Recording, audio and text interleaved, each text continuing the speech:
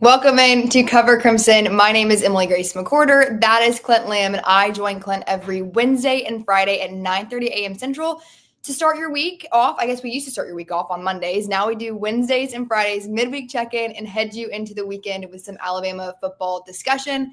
Today, we kind of are going to take things a little more casual. We have some interesting statements from Roq Montgomery that I think will provide some good discussion over the next couple of minutes. We are going to talk about some more Ryan Grubb things, then in the chat what we're up to this weekend. So, Clint, do you have any weekend plans, or what are you up to? Super Bowl. Cool. You're going to be watching that. I've been paying attention a little bit more to the Eagles recently. It's been pretty cool to watch them go on this run. And it's the last, college or NFL game. I mean, you got spring leagues and all that. And yeah, I'll watch some of that stuff from time to time, but it didn't grab my attention like I thought it would when they originally created it. I thought just more football. I wasn't watching the CFL either, so maybe I should have known that was coming. But it's the last NFL game of the season, so that's something to kind of watch. Saturday, probably going to be taking it easy. Wife's got book club at our house, so I'm going to be doing cleaning duty, I'm sure, this afternoon. Everything's got to look perfect, but nothing crazy. Cleaning the house, watching a little football, the usual. What about you? Well, it's my brother's birthday, so I'm headed back to Atlanta today after work, and I will go celebrate with him. And then I think my parents are having blow for the Super Bowl, so I'll be home in Atlanta. I'm kind of excited about that because it'll be kind of a low-key weekend, so it should be pretty fun. And like I said, my brother is turning 27, I think. Okay. I think. He just had, well, I guess I say just, he had a baby a year ago.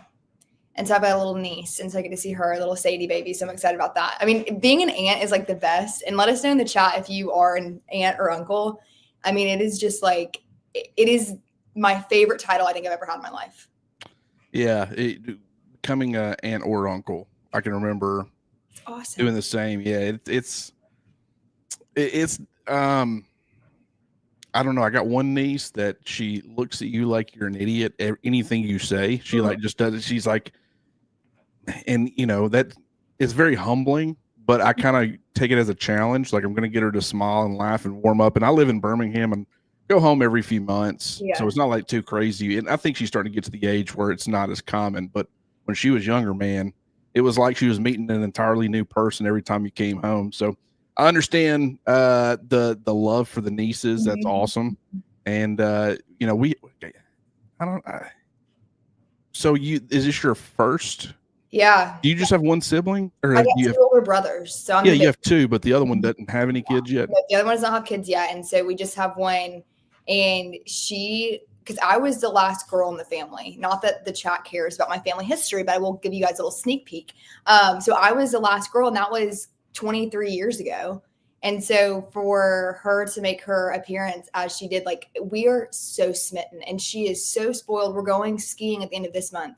And so seeing her in like those little puffy hats, we had a little ski suit. I'm so excited. Like, it's just going to be incredible. They're the best. They're just the best. That's awesome. Yeah. Now as far as like Alabama, the news yesterday, it was yesterday where Alabama made it official with Ryan Grubb. Yeah. I got some comments from Kalen DeBoer. And then the big topic that I really want to talk about today is Roq Montgomery. And I would be curious to hear what you in the chat think as far as for sure those comments. How did you take it? But as far as like Kalen DeBoer and his comments on Ryan Grubb, what do you think about that?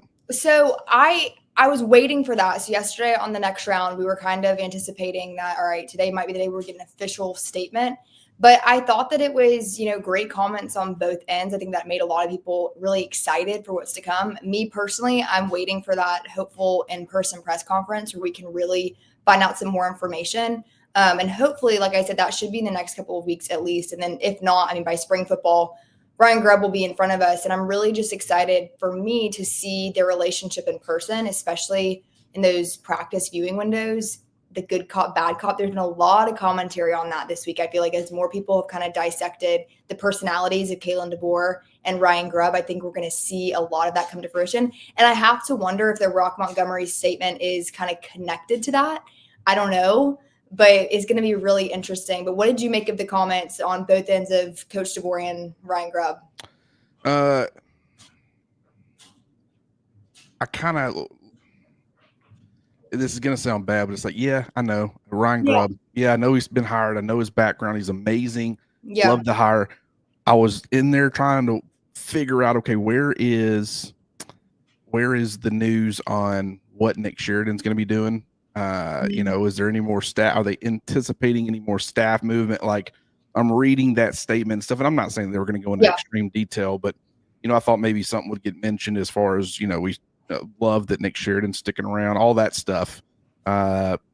Didn't end up getting that, and I guess that's okay. But what I will say is that I'm right there with you in the sense of this is a relationship dynamic that has worked. I think both guys are at their best when they're together, and we're going to get to see them be able to do that in a very tough environment. Like at Alabama, there's a lot of pressure in the SEC. It's very competitive.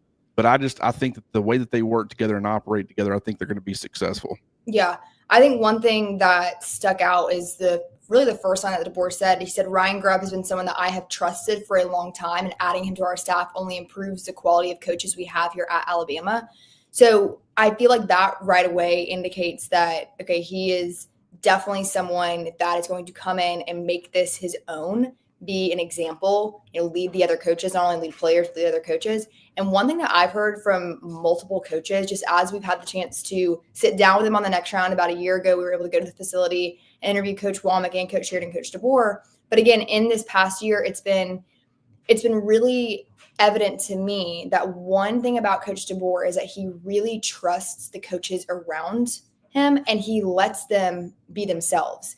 And, I think he said that that's attributed to when he was in their position, he had people around him that let him be him and learn and grow. And so I think that it's interesting, that word of trust. I don't think that's an accident. And I think that that's something that, Coach DeBoer really prides himself on, is surrounding himself with people. And those assistants, coordinators feel that they can really, make this their own, that he's not micromanaging them in a way. That's exactly right. And you would expect that for like Kane Womack in the defense, like for him to take a step back and let him kind of do his thing on that side of the football, but also his ability to do that, on his own side. Like he's going to be there as a resource. He's going to help, but he's more of the bird's eye view. He trusts Ryan Grubb to handle the offense. He's not second guessing, what plays is he calling. And I'm not saying he was doing that with Nick Sheridan, but just there is this trust factor where it's like you can completely remove yourself. There will be times where I'm sure he'll give his input, but Ryan Grubb kind of knows what Kalen DeBoer wants and expects, and so he can execute that, I think, a little bit more. And then you've got that on the defensive side, but and when you've got that trust as a coaching staff, and it's very evident there is no micromanaging, I think that can also help the players too. Where it's like because there is a player coach trust that is involved, and then there's a player to player trust that's involved as well.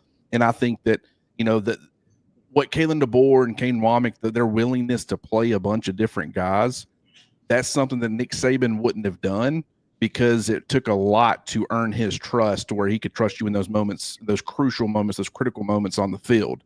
With Kane Womack and Kalen DeBoer, they have a little bit more trust in their more guys. And I think that giving them that trust also helps their confidence and everything else. So it's a different way to go about it, but I think it's also very effective. Do you think we'll see as much of that this coming season in terms of playing a multitude of players, or do you think that they're going to have that more solidified on both ends of the ball, both sides of the ball? That is a question that I've had, because it has felt like that, it could be the fact that they were new. They were trying out a lot of different guys. They were really young in like the secondary. Yes. So they were trying to build depth there. They're trying to get some of those young guys acclimated. It could be some of that.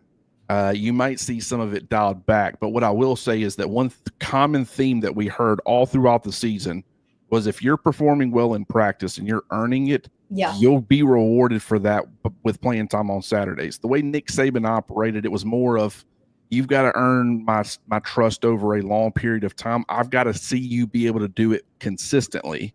And that's great, because you knew when a guy got on the field, he could be trusted. And that's why you saw a lot of players like Reuben Foster. He was a big-time special teams player early in his career. saw some spot snaps here and there, but you really didn't see him. But by the time he became a major contributor on defense, he looked like a finished product because he had been developed. He had earned that trust to that point. Sometimes, trial by fire is kind of the way to go about it with some of these young guys. Like, they learn on the fly. You'll see them make a mistake or two. And I'm not saying that a mistake like that can't cost you a game, but I think that they learn through that process and they're better for it. Like Kool-Aid McKinstry, when he was a freshman, he was kind of forced into that, had some bad moments, but, the following year paid off in a major way. Tyrion Arnold was kind of a year behind Kool-Aid. He was a redshirt, for his first year. Second year was kind of that process of getting thrown out there, up and down play. And then that paid off the following season. Like, we've seen that with a lot of different guys. So I like going about it that way. And I think from a recruiting standpoint, like, you can look at guys ahead of you. Brandon Arrington, the 5-star athlete who's probably going to end up playing corner on this level. He's looking at Alabama's cornerback room and he's seeing, Damani Jackson's probably going to be gone after this year. Deshaun Jones, he's probably going to be gone after this year. He'll probably end up playing Husky, but that's another perimeter option. But you've still got a lot of young guys who the coaching staff really likes. But if you are a guy like Brandon Arrington, you're looking at this situation and saying, hey, one thing I've learned is if I do what I need to do with this coaching staff, they're going to figure out a way to get me on the field and give me playing time. And so that, I think, really alleviates some of those concerns as far as early playing time for some of these recruits. Yeah, that's a great point. I think, too, in this day and age of college football, you're having to recruit your own roster basically all season long. And that's a really solid way. And again, we're not saying that they're just going to throw some kid out there because he asks nicely. It's not that by any means. But again, throughout the season and press conferences after practice, it was clear if someone is performing well, as Clint said, they can work their way in on Saturday. But we have some people asking what Roq Montgomery said. So I think we should transition into this. And I wasn't really expecting this, to hear some player discussion, especially as like the Ryan Grubb hire has kind of commenced. But so Roq Montgomery was on the Bama Standard Network. It's a podcast. And they were discussing kind of what happened this past season. So I'm going to read this and chat. I want you guys to kind of just react along with us. So he said, you can't be late to workouts no more. No more jewelry, no more necklaces, none of that. It's not a fashion show, it's football. Shout out to Coach Ballou, David Ballou, our head strength coach. He's not playing that, excuse my language, but he's not. If somebody's late, like we had a few people late, I'm not going to throw nobody under the bus. If somebody is late to workouts, everybody has 15 up downs on Ballou's whistle. Then whoever late has to push a plate and do their workout. No jewelry, no nothing. Any team that has won before us, nobody was doing any of that. And then he added, so why start doing it now? It's a lot of stuff that happened last year, but we haven't won a championship since 2020. So it's like, what in the hell are we doing? That's not Bama football. So a lot of the reason that this is kind of I wouldn't say a big deal is I think he's being honest. Me too. And I think that is not a bad thing. I think that the fact that they're being held to that standard is a good thing. The question that a lot of people are going to have is why are they doing it now and they weren't doing it last year? Why were guys getting away with, wearing jewelry if that was a problem or necklaces? Why were they able to be late? Why was that accepted? And I don't know about you. We've heard a lot that Kalen DeBoer kind of prefers player-led teams, which is a very different approach. And I think that will play a part in some of this. But at the same time, he's talking about Ballou in particular and him holding guys to the standard. What are your thoughts on this situation? So I was able to actually interview Coach Ballou back right before the season started. You guys can go check that out. It's on the Next Round channel. And after speaking with him, it was very clear what his standard is. His pet peeve, I asked him, was yawning. He hates when players yawn, and untucked shirts. And the untucked shirts thing, that was around for Saban. And then I know Kirby Smart is the same way at Georgia. And so when I interviewed him, I felt like he was definitely, how do I word this? Hold on, let me think this through. He definitely carried over the Saban mentality in the transition. He was one of those people that had been around Saban for so long. Now, he was at Indiana at one point with Coach DeBoer, and he actually shared a story about how when the hiring and, the whole thing, Coach Saban announces that he's retiring, he immediately thought of Coach DeBoer to fill that role. So I think he has a high level of respect for him. But I think that it's kind of starting with him in some ways, especially having Roq Montgomery mention him, that, he's not playing around this time. And I think that, we've talked about this, and you guys have heard commentary from across the board about the situation that Coach DeBoer was put in when he arrived at Alabama. That's not Alabama media centric. National media has talked about that. You have pretty much everyone acknowledging that it was a kind of a tough situation, and a lot of it had to do with the transfer portal window. Alabama's roster could have been cherry picked. You guys all know this. And so he was in a position where he had to rely on some leadership of guys like Jalen Milroe, Malachi Moore, Tyler Booker. And I feel like there was one more that was pretty big in that. Or was it just been three? Jahad Campbell. Deontay Lawson. Yep. Yes, some of those guys for sure. And so I don't take this as a negative. I don't take this as like, oh man, Roq is really, kind of shading Coach DeBoer, things like that. I think of it, this is the progress and, the next step that a lot of Alabama fans wanted to see this staff take after year one. This is what people were asking for all season. Where's the discipline? Why are we doing TikToks before the game? Why are we putting a priority on XYZ? Well, you can't really get more vintage Alabama than that statement right there. Preacher's daughter. You ever heard that term? Where it's someone in high school who's, dad's a preacher. Yes. They're very strict on them. They're not allowed to do anything. They get to college, go a little buck wild, and we all know a couple of those. We all do. You were under a very strict thumb, not all these particular guys, but the program for over a decade and a half.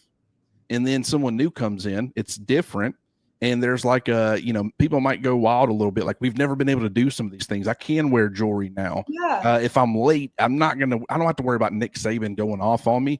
I'm not saying that Alabama's coaching staff, the current coaching staff, just accepted it. Like, hey, you're late, no problem. Hop in here with us. I think it's more so of players aren't accepting it anymore. They're being harsher punishment for breaking some of these things. Like, a lot of people are getting this confused and thinking this means that Bama's coaching staff was just okay with everything. Yeah. I think there was discipline involved the entire time. Agreed. So, I think that them electing him, sharing this information, I think what more than anything to me, it shows that Kalen DeBoer and this staff, taking over this program, dealing with this pressure, I think they're going to be a lot more. We keep using the word comfortable and confident in year two, that this is what we're going to, and Kalen DeBoer's never had a bad culture. How does he win at Washington with a bad culture? How does he win at Fresno State? Everywhere the guy's been, he's won. Yep. So to paint this as he's not, good as far as building programs and culture, that's one of the entire reasons he was hired. So I don't think people need to get carried away with this idea of, that he was lax, and he was in a tough situation last year. I think he's a lot more confident going into year two, and it's going to be done his way. It's going to be done the coaching staff's way, and they're going to guide this team with more of a vision-oriented style of coaching. Yeah. And I want to add the second part of what Roq said. He said the message right now, and I want you guys to listen and keep your ears open for what you think I'm about to say about this. The message right now from me and my teammates, just our entire staff, is we got a different outlook on everything. It's like more dialed in, more serious. It's not like we ain't never been serious about anything, because there's things that we do, but we just got to get back to the old days, to when Bama does nothing but win and win championships. That's the main focus right now. Okay, what sticks out to me is that he said, and Clint, you alluded to this, player-led teams, he led with the message from me and my teammates first, not the message from our coaches. It's the message from me and my teammates. And that should be such an encouragement, again, to Alabama fans who've been wanting to see that. And last season, whatever you think about it, there were some times that if you're watching a game, specifically the Vanderbilt game, you see Malachi Moore, and we've talked about that and how he handled that really well. But that was, something that people point to, that undisciplined. You saw a lot more on social media. This right here is an indicator that internally it's coming from the players and it's extending out. And that right there is, that's huge going into Kalen DeBoer's year two. Exactly. That is exactly right. That's a great point. And that's a great example with like Malachi Moore. Mm-hmm. the coaching staff, a lot of people, they just think that it's easy. Hey, it's not hard. Just discipline the guy, just bench the guy, kick the guy off the team.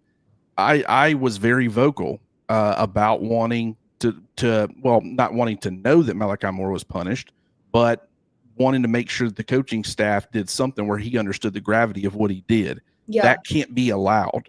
How they go about that is their business, not mine. And it's not anybody else's. As long as they feel like it was resolved and it was taken care of, that is all that matters. And I will say, Malachi Moore never had another problem. Exactly. That's what I was about to say. I think he handled everything moving. So whatever they did they need to kick him off the team to get a message through to him? Nick Saban went off on this rant multiple times throughout his career of wanting guys getting kicked off the team. Like, do you want them here, getting an education, becoming better men, or you want them out there in the streets? Yeah. Malachi Moore didn't deserve to be kicked off the football team, but he deserved to have a message sent to him through some avenue. And whatever they did, it worked, because we didn't see any sort of attitude issues from him moving forward. He was exactly the player that fans had hoped he would be, which was a leader. But during that situation, the coaching staff's in a really tough spot. This is a guy that you slapped a Captain C on his jersey before the season even started, which was not the way it was previously done. And the reason for that is you were rewarding the loyalty and the fact that he was a huge part in keeping a lot of those players in that locker room. Yeah. And so when you have that guy getting out of his emotions and acting up as a coach, like, what do you do? That it's a very difficult situation for a first-year head coach who's still – this was game, what, 5? 5. I mean, it's not even at the halfway point of his first season. And so I think moving forward, it will look a lot different. Like with Ryan Grubb now being, I just think I'll keep coming back to the words comfortable and confident. Yeah. Across the board, the more comfortable and confident your coaching staff is, I think that's going to trickle down to the players. I think you're going to see a much different product for a number of reasons. And we've talked about a lot of those reasons already in previous episodes. But I think that anybody that's writing off Kalen DeBoer after one season in Tuscaloosa, which was a 9-4 season, was not terrible by any means, 9-3. I think that's way too premature. Yeah, it's going to be interesting, and I'm excited to see this year too, because I've said, for the last couple of months that from my perspective of being on campus weekly and, in post-practice and press conferences, I think we're going to see a different side of him. I don't say that he's going to start, acting differently towards the media in the sense of how he presents things, but I think there's going to be an edge, because I just go back to what he had to deal with in that first month of being hired. I mean, one, you're replacing the greatest coach of all time. And a lot of people had the, comments of who would want to do that, who would want to follow that. And Coach DeBoer was hired because he has not tried to be Nick Saban, nor has his wife tried to be Miss Terry. And that was one of the things that Greg Burns said, that they are very comfortable in themselves. They are who they are to their core. And that is why they're Alabama. So, I think that as we move forward, this is that first kind of indicator that things are changing. And we saw him talk at the Senior Bowl, though, guys, that 2 weeks into this year, there was a completely different vibe. Said himself, there's a completely different energy. And that could be due to a lot of different things. We're not going to, go into specifics about, some of them, but I do think that these are all very positive indicators heading into the 2025-2026 season. I mean, we saw him grow much quicker, but with his treatment or how he handled the media from when he first got to Alabama, we got access to practices. We got, we always had the assistant coaches and stuff all throughout the season, but like the open practices and stuff like that came to an end. Yeah. And it was, what was it? It was, in some ways media brought it on itself. We always do.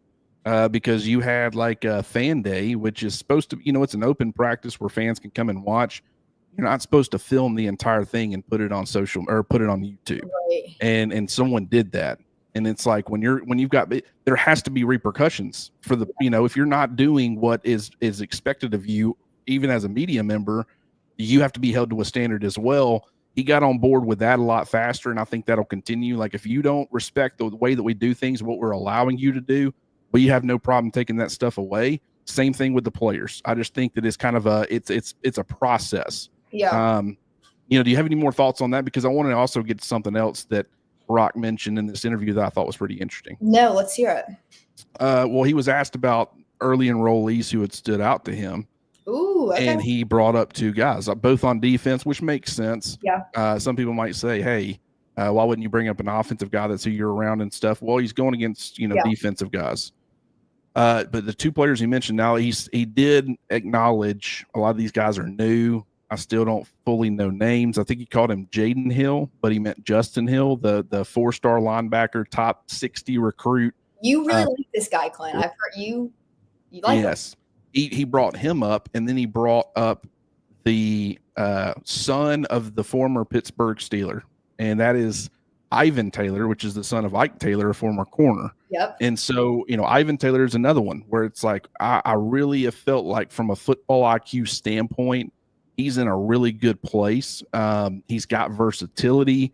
I wouldn't be, you got Keon Sabb coming back. You got Bray Hubbard coming back. Zay Mincy got to start in the bowl game. So I think he's going to be like your safety 3. He's immensely talented. Love what he was able to do in his first career start. But Ivan Taylor, to me, this is one of the big reasons why I've kind of put him or pegged him in at safety 4. Yep. Is he's a guy who's very advanced from a football IQ standpoint. Obviously, grown up around the game with his dad being Ike Taylor, that makes perfect sense. Patrick Surtain was the same way with his dad. Getting him brought up, I love that because the secondary, I'm so high on that group in general. And just last year where it was from a lack of experience standpoint and just a concern, especially at corner. But then, safety with Ivan Taylor, he can also probably play some Husky. I think that was big. And then Justin Hill, man, Bama fans, he's a little bit light, 6'3", 220 is what he's listed at. Need to probably get him up in there in that 235 range. Like he needs to put on pretty substantial weight. But man, I love the fact that he's already bringing him up because that's a guy who's a juiced up, twitched up pass rusher. And Alabama really needs that type of player right now because I love Quay Russaw. I think he's got some, pretty good pass rushing chops. But you're losing a guy like Quandarius Robinson, who's a very efficient, effective pass rusher out there on the edge. And I think a guy like Justin Hill, because of him needing to add mass and size and strength, I don't know if he's going to be a major year one impact player, but Roq Montgomery might be kind of previewing something that might be on the horizon in the fall. Well, I'm sure that feels good to you, Clint, to have kind of your theories, solidified / confirmed slightly by a player. That must be a fun feeling. And you can find all of this information that Clint is talking about on covercrimson.com. We'd love to have you over there. We have some great message board discussions. We have a lot of information. And this basically proves, Clint, how good you are at your job, right? Okay. Well, but there's a few people probably in the comments that would say a couple years ago, Clint was hyping up Justin Jefferson. That was a big swing.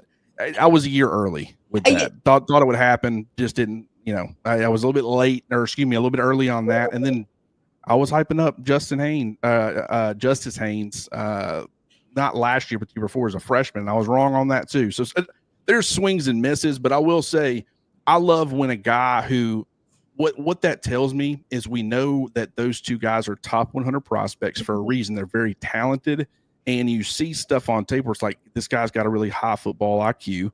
I think his skill set is going to translate fairly early. When you start hearing stuff like this isn't a guarantee. And I'm also, like I said, safety 4, right? That guy will probably see some playing time. Will he be like a huge contributor? Probably not. But what is encouraging is that the talent evaluation is there for this staff.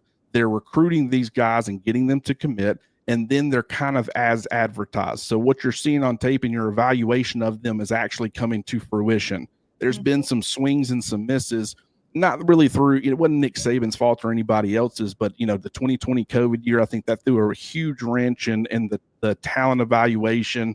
Some guys you thought you were getting that were going to be certain players, they didn't turn out to be those guys.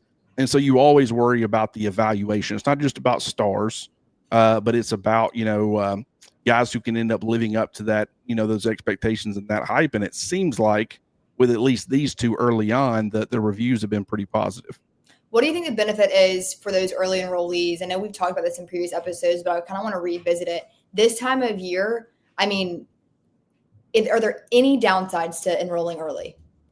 No. And what I loved, and this has been brought up by Kane Womack before, and he's 100% right. there is going to be an acclimation period. There's going to be a deer in headlights period for any player. Well, okay, unless you're Caleb Downs or one of those types. I will say that cat stepped on campus and pretty much from day one. I mean, it was like he'd been doing it for 10 years. But, just if when you're able to enroll early, you start that process a lot earlier. You get to go through the spring, your head's spinning a little bit. Yeah. But then by the fall, you've got acclimated, you're adjusted, you know what to expect. That's why it's so difficult for summer enrollees to make a contribution early in their careers, because they get on campus in the summer, fall camp's kind of their head spinning period. And then by the time the game's actually rolling around or week one's rolling around, it's like you haven't really been given an opportunity to get over that quite yet. You might be starting to get comfortable, but it's a very tough process. What I like about the guys who were available for the bowl practices is that is even a bigger advantage, because you get that head spinning process during that period where you can hit the ground running more so in the spring, where the spring can actually be a major developmental part of before your first season, rather than being that head spinning, getting acclimated. It's more focused on the development side of things, where you're a better player by the end of spring, the beginning, and that should help some of these guys contribute early. So there was like 6 or 7 of those guys, and I think that that's really going to help them. This just makes me so excited for spring practice, summer camp, and fall camp. It can't get here soon enough. I know it's only February, and I think we're going to be saying this, Clint, every single week that we're counting down the days, but there's so many expectations, and I just feel like it's going to be such a fun off season to follow everyone. Yeah, it absolutely is. And Jim, I'm right there with you, man. The way they developed those young corners last year, this defense is going to be tough.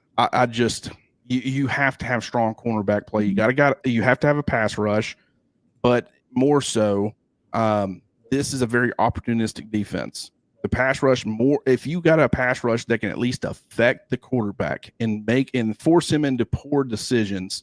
If you've got a secondary, second and third level, really more than just the secondary, it's also the off-ball linebackers who can take advantage of those poor decisions. It's going to make you a very opportunistic style of defense. Alabama, you already saw that last year as far as forcing the turnovers and doing all those things. Now I think they're at a point where you'll see that even more so. This vision-oriented style of defense, the guys will be more comfortable doing that. Their instincts will be, more so ready to take over and make plays. And so I love the fact that not only have they developed guys for starting positions, but you're bringing in that next wave of player to really add depth. I think like Cam Calhoun, bringing him in is what I expect to be your cornerback 3, a Dijon Lee style, a Chuck McDonald style, where they can fill up the back of your depth chart. You really across the board are very impressed with what they did in the secondary this past season, and I would expect it to only continue to get better from here. Yeah, considering how young that group was too. I remember, about a year ago with these discussions, that was a big focal point for a lot of people, was what to really expect from them, because a lot of true freshmen and just young guys that really hadn't had a lot of playing experience. So that'll be a fun group to keep up with as well. But I think that is going to do it for us. I mean, we touched on basically all of the breaking news in the last 48 hours since we last had our coffee together. Clint, you're not much of a coffee drinker, are you? No, I'm ashamed to admit it, but I'm a Coke drinker, and I'm trying to get better about it. I got my big baby bottle of water that tells me the times of day I'm supposed to be drinking. I'm doing pretty good right now. I'm sitting at 10 a.m. and I'm already at 3 p.m. as far as my water intake. So we're on a good track. But I've always been told that this is the reason I haven't really ever been into coffee. Okay. I've always been told by my dad, if you're going to learn to drink it black. Don't add all that junk in there with it. I mean, it is better for you than Cokes, no doubt about it. But it's like, I mean, how much better? But it's awful black. So it's like, one of these days, maybe I'll get old enough and mature enough to say, you know what, I don't care. It's an acquired taste, as everybody likes to say. I just haven't reached that point yet. Are you a big coffee drinker? I mean, I got into it in the last, I'd say year and a half. But I mean, I add it's not even coffee. I love a McDonald's Coke. Oh my goodness. Oh, yeah. There's different levels of Coke, and McDonald's, they got that special license where they can. Yeah, I'm not sure that they don't put drugs in that Coke, because it is very addictive. The Sprite is really good too. I'm trying to get off the caffeine, so my compromise right now is, okay, do a lot of the water, have a little bit of caffeine to avoid the headaches as you're Yeah. coming down. But then if you really want like a Coke or something, get like a Sprite that doesn't have the caffeine, where you're not constantly putting that in your body. And if you can do that, then once you transition off of that, it'd be easier to go to water. You won't deal with the headaches and all that stuff. So that's been my approach. And I've learned in recent, I guess, the last week or so, Sprite's got really, or McDonald's has really good Sprite too. Yeah, you can't really go wrong. But we enjoy spending our mornings with you guys. Thank you for everyone in the chat that has, hung out with us this morning. And we look forward to doing this. A little, programming note, we are not going to be live on Monday because we have transitioned now to Wednesdays and Fridays at 9:30 a.m. Central. Obviously, we're right now putting out content basically every single day, whether it's a live show or a video. And that is, a wide a range of characters here on Cover Crimson that gives you that content. But for me and Clint, we will be live I almost said Monday, Wednesday and Friday, 9:30 a.m. Central. We kind of realized that for you guys, this might be an easier time to join us live on Wednesdays and Fridays instead of on Monday morning. So again, join us on covercrimson.com as well to keep these conversations going. We'd love to have you. You can get $25 off your annual subscription right now. That's huge. Start the year off. And we're going to have great content from now until literally the first Saturday of football season, because we spend a lot of time and hard work making sure that you guys are getting the best information available that we can when it comes to Alabama football. Absolutely. And also get over to mybookie.ag. Got the Super Bowl coming up on Sunday. Place a little wager. Make sure to use the promo code next round. And also, as I said in the last episode, I think that you need to be taking the over as far as Bama's win total. Yes. And at 8.5, I think that's a little low. I think 9-3 is kind of the floor. So get on over to mybookie.ag, use the promo code next round, and take advantage of those opportunities. And if you're going to bet on the Super Bowl, I'll go ahead and say, I want you to bet on the Eagles, but with all this controversy, is it rigged? Everybody thinks Chiefs, so I'm not going to tell you which way to go on that one. Your heart and your head might be in two different places. I totally get it. Clint giving out free picks today. I was not expecting that. But listen, we love to have you guys. Make sure to tune back in on Wednesday at 9:30 a.m. Central, and we will see you then.